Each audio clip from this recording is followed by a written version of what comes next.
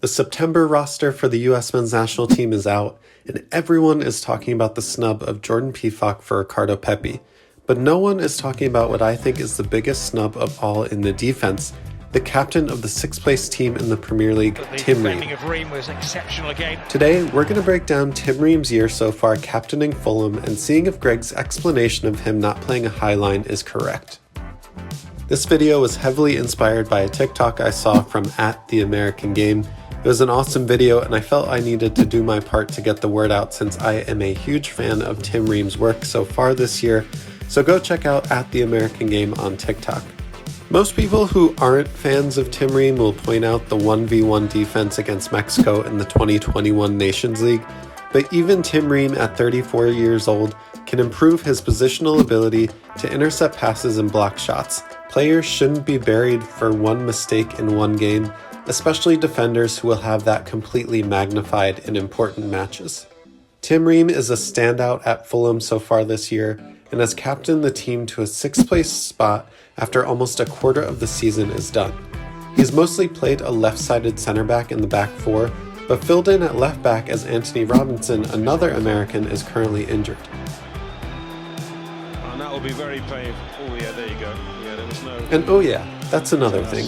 Jedi is by far our preferred starter at left back for the US men's national team, so why wouldn't you bring a team leader and a center back who literally plays alongside him at the club?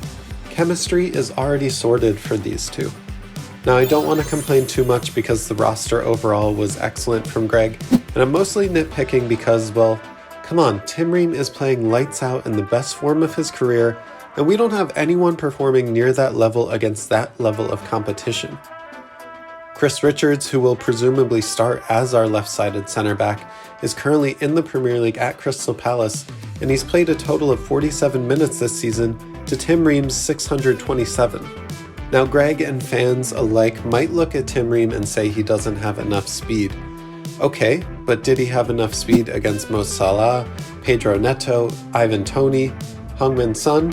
All players he has come up against and mostly shut down. In the Premier League, Tim Ream is in the top 5 percentile in interceptions, and that tells me that he doesn't necessarily need his speed. He's using his positional awareness and anticipation to put himself in the right positions to defend successfully. The infamous Paolo Maldini, one of the GOATs at the position, once said, "If I have to make a tackle, then I have already made a mistake." It seems like Ream is taking that to heart this season.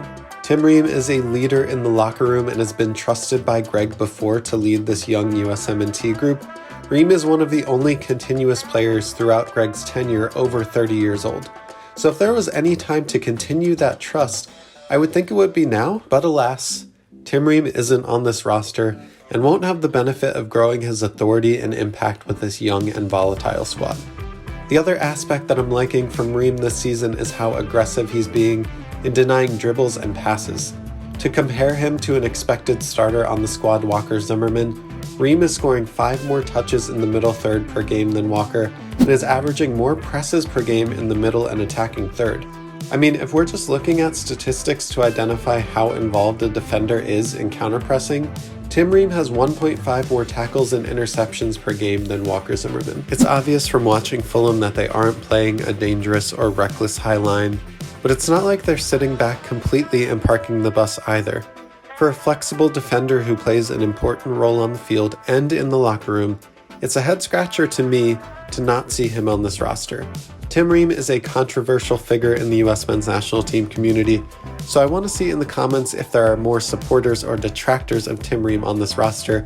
Let me know down below if you want to see Tim Ream at the World Cup. Why or why not?